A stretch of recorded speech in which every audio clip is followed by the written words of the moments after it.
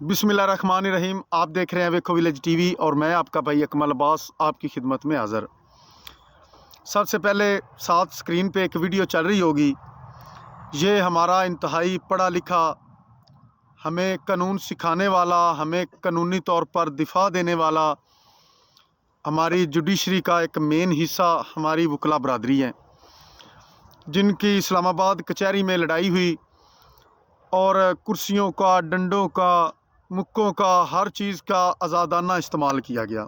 ये हमारे वो हज़रात हैं जिन्होंने हमें कानून सिखाना है, जिन्होंने हमें कानूनी तौर पे दिफा देना है। उनकी अपनी लड़ाइयाँ ख़त्म नहीं हो रही, उनके अपने झंझट ख़त्म। अभी आप वीडियो में देख रहे होंगे कि एक नौजवान पे, एक वकील पे बुरी तरह से उस पर तशद्दुद किया, बल्कि एक पे नहीं कईयों पे, और इनकी आपसी लड़ाई है। तकरीबन मेरे ख्याल से दोनों पार्टियों का काफ़ी नुकसान हुआ होगा।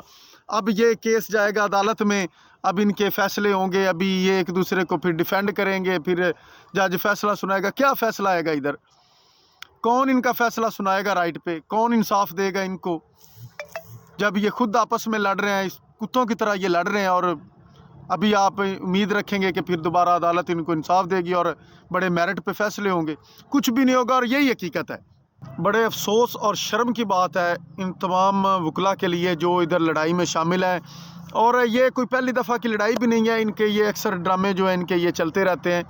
लेकिन मैं ये असल मेरा वीडियो बनाने का मकसद ये है कि इनको कुछ सोचना चाहिए, इनको कुछ समझना चाहिए।